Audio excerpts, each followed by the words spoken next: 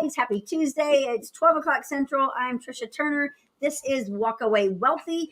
What this is a weekly podcast brought to you at 12 o'clock every day, or every week, I should say, to bring you positivity, ways to improve your business and your life, and to kind of bring you into a positive frame of mind.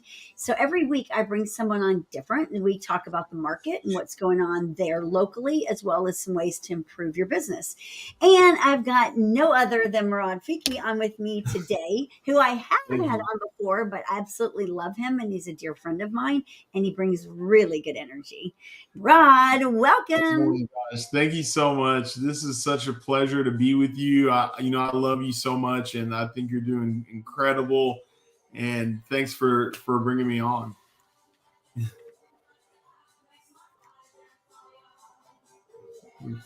Sorry, my thing just froze, you guys. Sorry about that.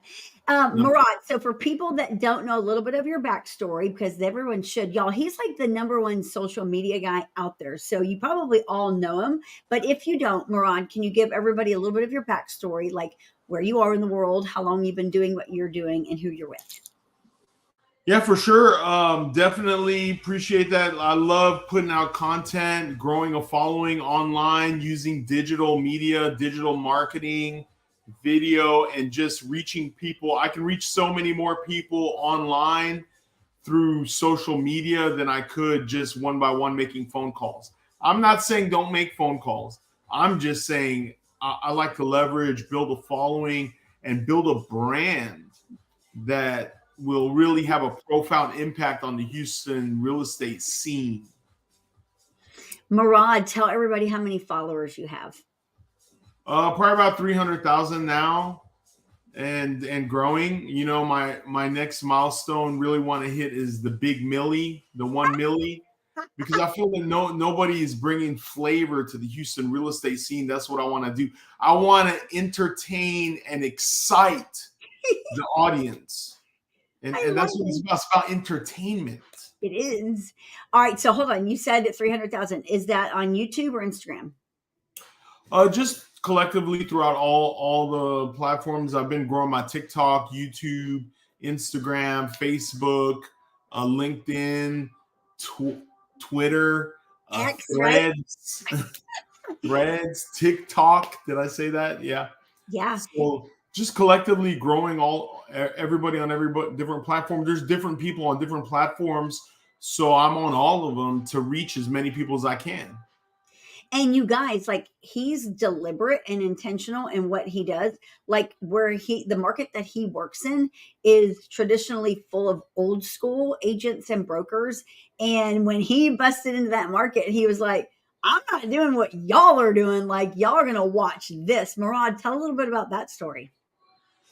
Oh, yeah, definitely. So, I live in Memorial. I work Memorial, and I work the entire greater Houston metropolitan area. But the high-end luxury segment of Houston real estate has been really dominated by a handful of players. They've been around 20 to 40 years, and just have such deep ingrained roots. A lot of them are very old school and super 80s real estate mentality. Now that's fine. I mean, nothing wrong with that. But now in 2023 and 2024, we have digital media, we have social media, we have Google, YouTube, Twitter, we have all these new platforms coming out like Threads, and there's just so many ways to reach the masses and reach people all around the world. I want to reach, HER just did an article where people around the world are buying real estate in Houston. And that's people from China, Mexico, Singapore, Japan, Eastern Europe. People from Turkey are buying real estate in Houston. So I want to reach those people. I want to find them in the countries all over the world and just attract them through my content and my content strategy and showcasing the hottest homes in Houston, Texas. And you know what? It's great because why are they looking at Houston? You can get so much home in Houston compared to Beverly Hills or Manhattan or Miami, Houston has some great bang for your buck. You Yeah. can get fabulous mansions here in Memorial for $500 a square foot. Yep. And people are like, where's the catch? Like, there's no way. There's no way. I mean, in Manhattan, you're paying $2,000 a square foot. In Beverly Hills, you're paying $2,200 a square foot. And it's like, no. Like, what's the catch? It's like, there's no catch. There's great bang for your buck in Houston. And so people are looking to Houston to buy second, third, fourth, and fifth homes. And I'm going to reach them in ways that the old school 80s version is outdated. I love that. Okay, so then I'm going to ask you. So, digital marketing, you guys are listening to this. He's trying to reach the masses, all the people around the world coming here to Houston. Let's talk about home values because you touched on that. There's all this talk in the media and all these conglomerates about home values are crashing. Here you are in the upper luxury market and all over the luxury market. What are you seeing with home values? Home values aren't crashing. The data and the statistics of what is happening now, the trends versus what happened in 2008 are totally different. The collapse of 2008 was fueled by the mortgage crisis, in that banks were giving anybody and everybody a mortgage. They were giving these huge arms, adjustable rate mortgages for people, like 2-year, 3-year adjustable rate mortgages. Hey, buy way more house than you can afford, and we're gonna estimate that within 3 years your income should double by then, and you'll really be able to afford it. And that's just ridiculous. And a lot of these mortgages were outlawed, so that's not happening right now. No. What is happening is rates went up. That can always happen. That doesn't mean the value of your home is worth less. It just means purchasing power has decreased for buyers because 2% and 3% loans are gone, probably for as long as we live. I mean, who no one really knows, but they're gone as long as we live. So what I tell people is, you date the rate, you marry the house, you buy the house that you want, because property values are pretty much staying the same. Now, as far as these 15 and 20 and 30% increases in property values year over year, that's kind of curtailed now. And it's back to where it should be, 3 to 5% year over year. Yep. But they're still holding value. They're not crashing. No one has seen a crash. There's no crash. Now what is happening, and let me tell you this, the people that say I'm going to wait till rates come back to 2 or 3%. Yeah. If rates were to come back to 2 or 3%, and that's a big if. We don't know if that would ever happen. But if it did, then prices are going to take off again. I mean, they're going to boom. So you're going to pay for it on the price, because you're going to get like the incredible appreciation that we have seen in the last 3 and 4 years. Big time. Yeah. When you look at a luxury market, look at luxury pricing, if you're going anywhere from $1 million to a $5 million property, and you're going from a 4 or 5% interest rate to 7 or an 8% interest rate, you definitely see a payment shock there. Are you seeing more or less buyers that are freaking out on that? So yeah, there's a lot of buyers who aren't happy with the interest rates, but there's a few different programs that you can implement. And if somebody wants to sell their property badly enough, they're able to contribute to that. There are temporary rate buy downs. There's 2-year, 1 year, 2-year, 1 year, even a 3-year rate buy down where you can temporarily buy that rate down. There are permanent rate buy downs where you can buy the rate. I've seen up to 1% below market value, below current interest rates, meaning if current interest rates are 7.5%, you could buy it down to 6.5%. I've seen even more permanent rate buy downs for new construction.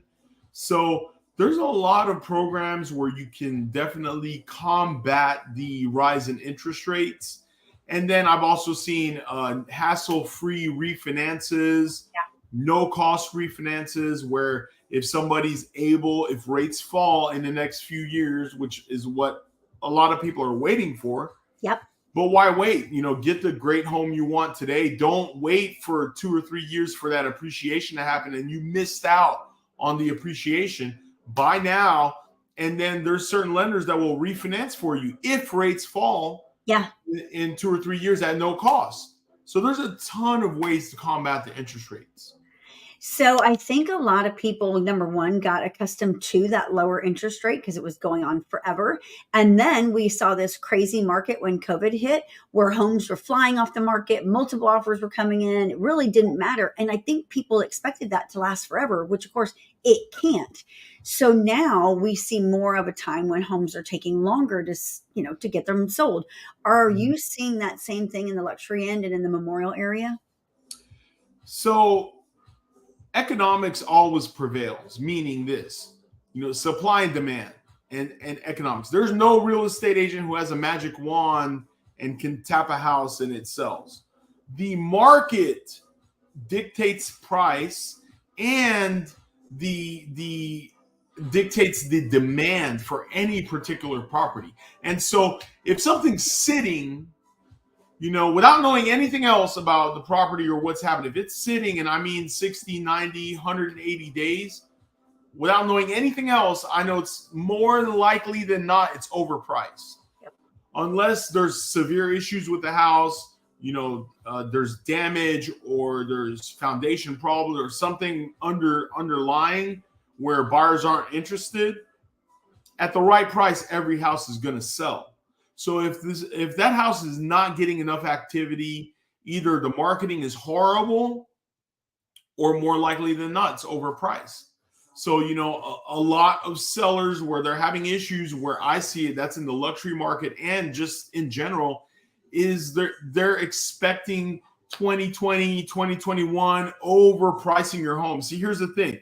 When interest rates were 2%, 2.5%, this was below even inflation. So if inflation is 3 to 5%, your interest rate is lower than inflation. That means that basically you're getting free money. You're getting a free loan. That means the bank loaned you money that is way more valuable than what you're paying them back every month. Yeah. You're paying them with cheaper money every month. Yep. So for this reason, sellers were putting their houses on the market 10 to 15% over the market, over with a true value of their house. And they were selling them, right? So, hey, if you were able to do that and you're able to take advantage of that, good on you. That was great. But today in 2023, you really need to price your property really where the value is. And a lot of sellers are like, well, you know what? My house might be worth $500,000, but I'm going to post it for $550 or $575 because so-and-so did that, a few years ago. And they found this one buyer, jumped in and they bought it. They paid full price, if not more. Well, that's not realistic. And then it's sitting and then they blame their agent, but there's no agent who has a magic wand. So a lot of the newer agents, the rookies, don't have the fortitude to be honest with their client and tell their client, look, we're overpricing this. It's way too high. Interest rates have gone up. We've got to price it in the market. You're going to get market value, not your value, but market value. And so if it's sitting, you've got to adjust the price. And you missed that boat. You missed the boat where you're getting 15, 20% over the market. That boat sailed. And so the people who did that, good on you. We're proud of you. You did it at the perfect time, but now we got to be honest with the market. And supply and demand, the economic curve where supply meets demand, that is where your house is going to sell. If it's sitting, no one's coming to see it, no one cares about it, you're overpriced. Yes. So are you seeing inventory build up a little bit in the luxury end and in Memorial area? I see some that are sitting, but I see a lot that are moving. Okay. There's some, especially over here, Frostwood Elementary, one of the most sought after elementary schools. Schools dictate homes. And these homes don't last. No. They're coming on the market. They're moving and they're moving fast. Now, the ones that are sitting, sometimes they're on a major intersection or they bisect Gessner. Those ones might sit for a little bit. or they need a ton of work. If a lot of people are coming through and seeing those homes, they need a ton of work. You didn't renovate anything, needs to be totally overhauled and updated.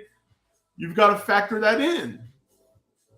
You might be asking for a price that is considering that all the other homes that are moving fast, they've been updated, and you want that same price, but you never did anything. You're not going to get that price. And so the market does not lie to us. The market is the true indicator of value. And that's the thing. So to answer your question, I see some of them sitting, but I see a lot of them moving. Yeah. So there is no market crash. That is a fantasy. It's a fantasy. What we have is a problem because we have sellers that don't want to give up their low interest rate, and we have buyers that don't want to pull the trigger. That's our problem. It doesn't have anything to do with the home prices, you know? Oh yeah, absolutely. So I'll say this. I got when we closed on our house last year, and we got a little bit of a higher interest rate than we liked, but we got an incredible deal. We could turn around. We went into this with equity. We could turn around and sell it right now and take a nice profit because of the timing and just everything worked out perfectly. We got a higher interest rate than we liked. So what? But we're in a good position. So that's what I'm telling all the buyers who are stressing the interest rate. Don't stress the interest rate. Get a great property in a great area and in a place that you love. Make it work. See if the seller can buy down some of your rate. And if so, pull the trigger. If rates fall in 2 to 3 years, refinance. Nothing can stop you from refinancing. By the way, you can refinance 78 different times if you want to. So yeah, there's no limits on refinancing. You can refinance. Now I'm saying don't bank on that. Property values are continuing to rise, and I can show you all the data. Every year, values are rising. Slowly and steadily, values are rising. So you're missing out on the appreciation while you're waiting and hoping that interest rates fall. And no one knows if they're going to fall, and they probably won't. And if they do, they might fall a little bit. You can always refinance. And you can refinance again and again and again if rates keep falling. But Morad, don't you think, we've been preaching over and over and over. It's like, you guys, this is an amazing time to buy because sellers, a lot of them are willing to negotiate. And if that rate dips back down, which we do believe it's going to, possibly in I think it's going to happen sooner than early spring, but the conservative part of me wants to be February, but in my head, I'm I think it's coming for Thanksgiving. Honestly, that's where I'm at. When that happens, there's so many buyers on the fence that are going to be oh, I'm buying now. I don't care what it is. They're going to buy just any piece of crap out there because they're not going to miss their mark again. I agree with you. I think if rates fall, if you're right, I hope you're right. I would love that. If rates fall and they fall soon, prices are going to take off and we're going to get into a frenzy where hey, we don't have enough inventory. But guess what? Again, that's why I'm telling people don't wait, because when a flood of buyers come in the market and say, okay, rates fell, I'm in. You're competing now with a ton of buyers for those same properties. And guess what's going to happen to the prices? They're going to take off. Prices will take off if rates fall, because now there's going to be the auction scenario where you've got a bid and there's 14 other offers. And he who pays the most wins. Yes. So you're gonna get the least. Yeah, you're gonna pay for it one way or another. But I do hope rates fall. I think that's gonna be fantastic. Me too. Now listen, here's something I was thinking about too. We've went through all these crashes and downtimes in the market. They say that this last 12 months in the real estate market is marked the 4th hardest time in the history of real estate. There was the Great Depression, the Great Recession, the crash of 08, and now this weird stuff that we've been going through for the last 12, 13 months. You have been continually rising to the top, continuing to do business, service your clients, take care of your family. Whereas a lot of real estate agents are going out of business. They don't have business. Morad, how have you been able to do what you've done during this 4th hardest time in real estate? Oh, wow. I appreciate that. And definitely, I will say this. When the going gets tough, the tough get going. Right? So doubling down. Like, we got to take, as real estate agents, we have to 10x our actions to get the same level of business, if not maybe increase it a little bit. So you've got to double down. You've got to make calls. You've got to get out there. And now is the time to take market share. That's why I'm excited. I did feel in the beginning of this year, it started off kind of slow. Yeah. But, I was in the Marines, I was in the Navy, and we learned that, hey, when the going gets tough, we charge the hill. If we're outnumbered, if everything goes south, we will achieve the objective. We will charge the hill. We will achieve the objective or die trying. and I apply that in my business. That means it's time to double down. It's time to get known. It's time to take market share. All the rookie realtors who sell 1 or 2 houses a year, they're the ones quitting. And that's great because I'm here. I'm going to be here. You're going to be here. Yes. So that's great. It's time to take market share, and it's time for the serious agents are the ones who are going to be in a great position when the market takes off again. So what have you done differently this year to prepare yourself for this, to excel during this time? What are you doing to prepare yourself for 2024? Advertising, content, putting stuff out, just like you're doing right now with your show. This is great. Putting out more content, doubling down on advertising. I'd signed a huge advertising contract with Houston Luxury Magazine. It's a 1-year contract. That way I'm staying out there. And it is a leap of faith because it's business down a little bit.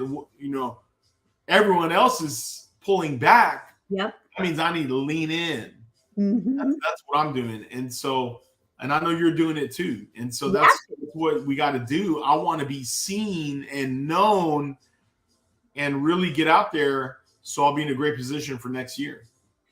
And y'all, he's so all over the place in social media. Number one, he works at it. He doesn't just half-ass anything. Everything that he does is with intent. That's why he's built a following that he has. Grant Cardone even took notice. Talk to us about that. What is going on with that? I haven't talked to him. What's going on with the Grant Cardone thing?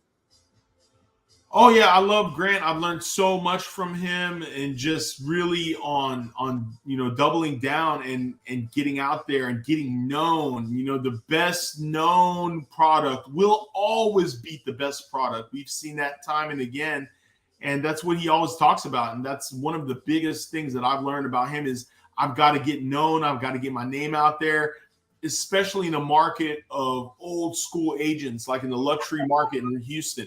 Just all these old school agents, they've been around for 40 years. Their roots are so deep, but they don't have the energy and the high impact and the fuel and the flavor that I have and that I'm going to bring to Houston and the Houston luxury market. And so I'm like, what are ways that I can reach people that they don't? And that's social media, that's digital advertising, that's Google, that's, just really getting out there. My campaign with Houston Luxury Magazine has been so entertaining and captivating. I don't want to put out the same ads that are boring. No. So boring that every old school agent does, picture of themselves and then all these houses for sale. I want to do something that excites people, that they're like, who is this guy? I don't know who is this guy. And so of course, I also just launched the premier website for luxury homes in Houston, Texas. That's HoustonLuxuryRealEstate.com. Love it. And I just want to build this following with captivating content and entertaining the people. Do you find that when you bring that kind of content and that kind of energy to your luxury clients that they get it? Because a lot of that mentality is that they want this serious, well-versed person that's just prim and proper, and you're not. You're in your face, loud. This is who I am. This is why you're total opposite. How is that working with the clientele? It's been great. I think the people who get it are this guy is I just haven't seen anything like this guy. and that's who I'm looking for. I'm trying to really target those people who are open to something different and who are open to, look, I got an expensive property. I want to maximize exposure. That's what, people who get to see me and I come across their feed, or they find me online, or they hear about me or whatever, they see me and check me out. They say, wow, he gets it. He knows how to get attention. That's what I want, because attention equals dollars. Yes. Attention equals more dollars. And if they want more dollars on their properties, they need more attention. That's what I'm going to do. Yeah, that's what you do. That is what you do. Now I want to shift gears into a little bit. Okay, so number one, we hit the real estate market, which is what we needed to do. You guys, it's a great time to buy and sell real estate, period. Period. Oh, yeah. Let's talk about the commission lawsuits that are like all over the news right now, Morad. There's so much hype about it. And I don't know if people out there in our watchers are paying attention. I've been paying attention to it, oh my gosh, for months since it started brewing, because we've been doing this for a long time. And it's there's no collusion. There's no conspiracy. It's like our agreements between our clients are black and white. Everything has been like talked about immensely. Yeah. What's your thoughts on the commission lawsuits, and what do you think it's going to mean moving forward? Are you concerned about it? Give me a little bit of feedback. No, I think honestly this is going to get overturned. I really think on appeal they're going to overturn it, because it's just a hoax. Like, these are ambulance chasing attorneys. Yes. Everything's in writing, and if you hire me to sell your property and I say, look, I'm going to split the commission with another broker, whoever brings us a buyer, I'm going to split that with them. Are you okay with that? And you signed off on that. And why can't I split that with you per se? Like, right. For instance, you bring a buyer to my listing and we have a 6% commission in here. And I say, look, I'm going to split that with Tricia Turner or whoever brings me a buyer. You come through, you say, I got a great buyer for this house. And we make it work. We all work together for a successful sale, and we split that commission with you. Why can't I do that? And there's nothing wrong with that. And by the way, everything's in writing. Everything is outlined up front. Everything is on the closing statement. And I'm not favoriting anyone. I'm saying, whether it's Tricia Turner or XYZ Realtor, I'm going to split that commission with. Are you okay with that? You sign off on that, and then you brought a buyer, and we did the deal. There's nothing unethical, dishonest, collusion. This is just a sham. It's a hoax. So for these guys to come forward and say, I didn't really understand this. I mean, how? Everything's in black and white, and it says very clear in bold letters, go hire an attorney if you want some legal advice regarding this agreement. That being said, another thing is there's no standard commission. So everything's negotiable. Now maybe I'm not going to negotiate. Maybe I'm going to say, hey, this is what I charge. Right. It's the same thing a lawyer or a doctor or anyone is going to say, this is what I charge. If you want to hire me, you'll have to pay this. If you don't want to hire me, you can go see another doctor, another lawyer, whatever. So the top realtors in Houston, they're worth every single dime. They get it done. They give you an added level of service, and then they charge X, and you don't have to hire them too. You say, no, I want the cheap agent who's never, sold X amount of dollars, and they're not going to charge me as much, but I know the services are going to be less. They're not going to be there to answer the phones. They're not known in this industry, whatever. So you have choices. So there's no collusion. There's no pooling. There's no standard fee. And so I think this gets overturned, 100%. I'm pretty sure it's overturned on appeal. Crazy. I listened to this lady on the news go head to head with Krishmar, the attorney that is bringing all this heat on the real estate world. And you guys, if y'all aren't paying attention to it, basically 500,000 homeowners in Missouri I guess he reached out to him, Krishmar, or whoever his little band of attorneys he put together to bring this class action lawsuit together and against the National Association of Realtors. And so in this interview, she's like, okay, well, now you just got, you got the verdict in, the jury has found them guilty. And of course, we're waiting on the judge to do final ruling, but it could end up in a $5.36 billion suit.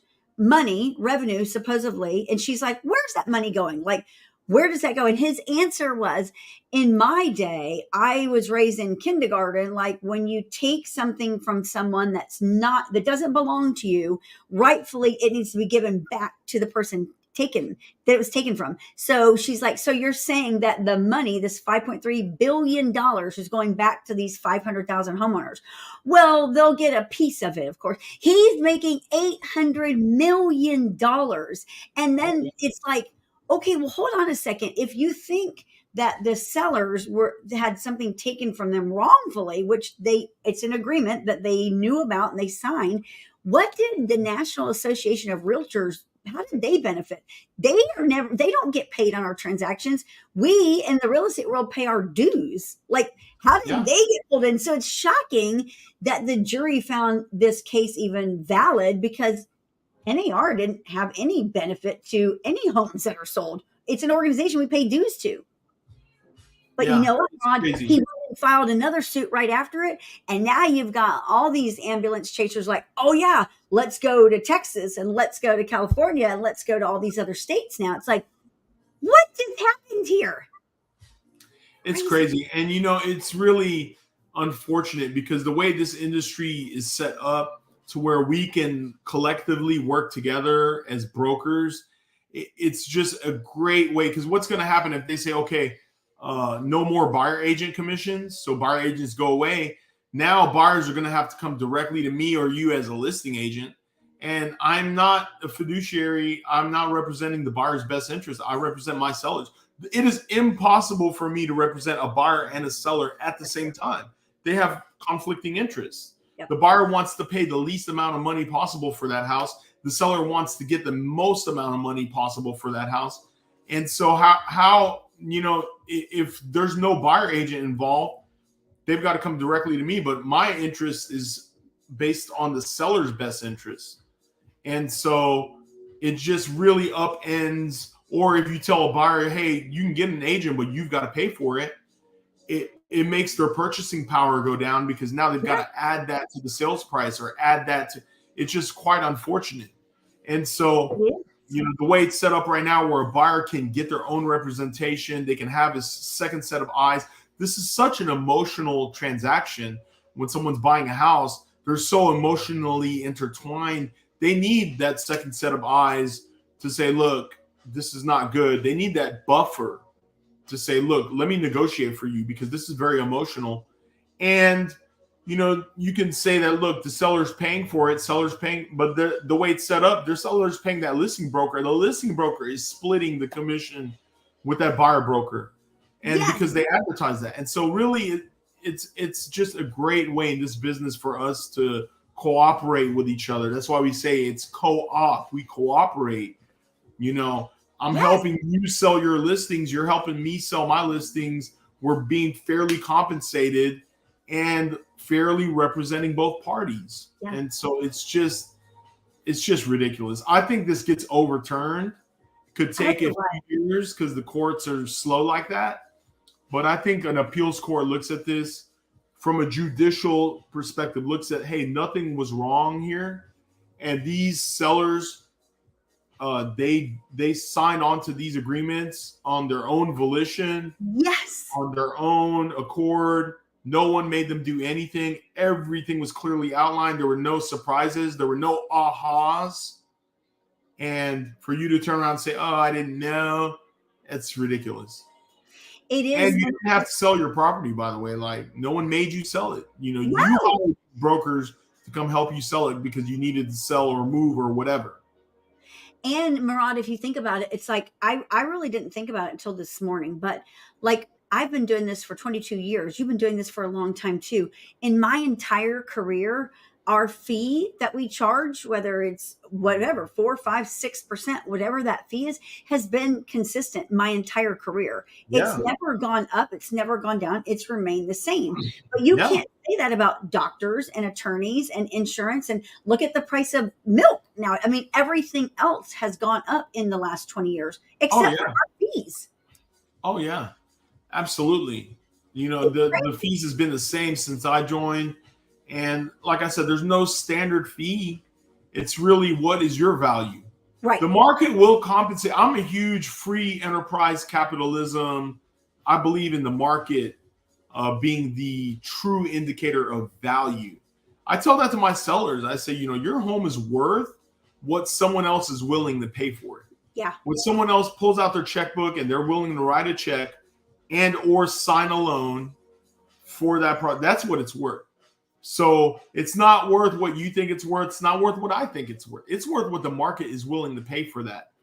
And that's the true indicator of value. And as a real estate agent, you are worth what the market is willing to pay you. So the agents that don't feel their value proposition is there and they take discounts, that's what they're worth, and the agents who don't take discounts, that's what they're worth. And so there's no set commission. You're worth what you are worth and what the market's willing to pay for. I think it's one of those things where in our industry, it's ever since COVID, like it's another weird thing, like blindside. Where did this one come from that we just have to deal with? But I was talking to a broker friend of mine the other day, and she said, Tricia, think about these buyers agents that go out there with buyers. Sometimes they work with these buyers for 6 months, 12 months before they ever find their perfect home. They've shown them 50 homes. They've worked nights. Year. I've had buyers I've worked with a year, 18 months. And so you've earned that. This buyer's agent's been driving them around town, showing them properties, taking time out of their family to work with this buyer. And there's nothing against a listing broker saying I'm going to split my commission with this buyer broker. There's not. And like I've explained here in our company, I'm like, this is what it is. Like if I'm talking to a seller, this is the fee that I charge to get your home sold. I'm going to do everything I can to get you top dollar for your home. And that's going to include this, like of that fee. We have billboards. We do rerun ads. We're on Facebook. We're on Google. We're on YouTube. We're everywhere. We also pay our staff to do showings on your home. And then we also offer it to a cooperating agency. They don't care as long as you get their home sold for the price that they agree upon. Where do they care where that fee, who gets paid out of that fee? They don't. Exactly. It's all there in black and white. And I think too many people I think we live in this society where fear sets in and people don't want to stand up and fight for their rights. Like, I'm a fighter. Absolutely. Right. You are too. That's why you're all over the place. You're like, look, this is who I am. This is what I do. You know what I'm saying? This is what we like. Yeah. Too many of us need to focus. All right. So we know what's going on. We know the courts, the judge has got the final say, number one. I pray that you're right and that this gets overturned. That would be freaking awesome if he actually comes back and is like, actually not guilty. Now that would be super cool because it would shut Chris Marr down and everything else trying to steamroll.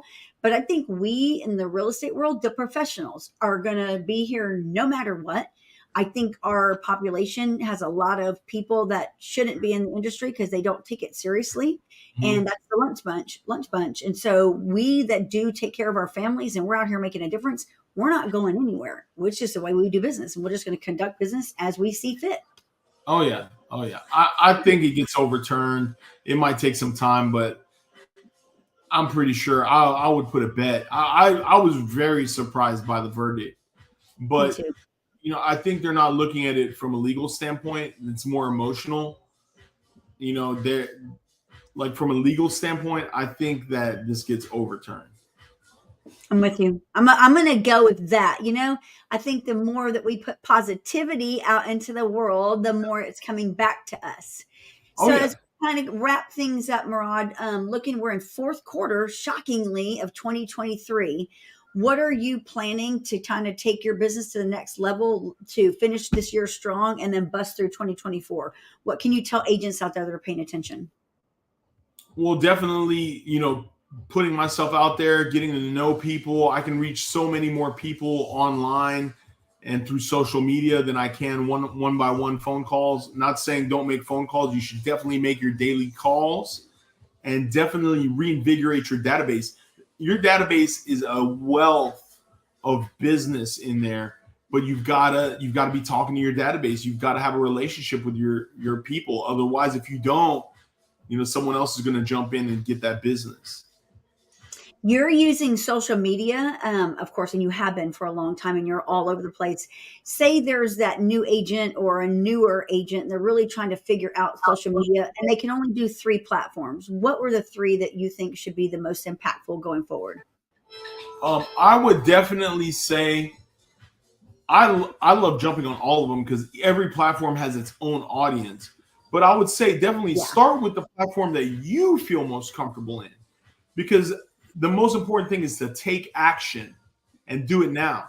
So whether that's Facebook, YouTube, LinkedIn, Twitter, Threads, Instagram, what is the platform that you use the most, that you consume the most, that you're constantly on? And start there because you probably know that platform the best. You probably feel more comfortable there. Start there, but be consistent. Consistency is key. That means every day, every day, every day, every day. Do it, do it, do it every day. Get consistent.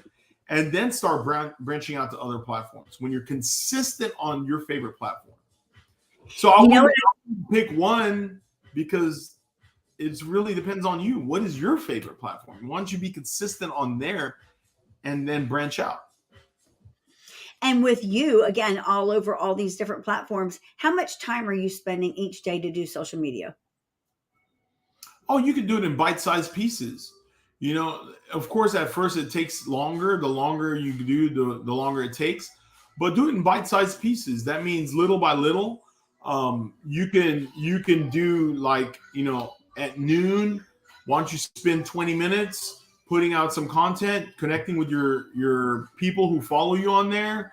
Why don't you open up the platform? Do something.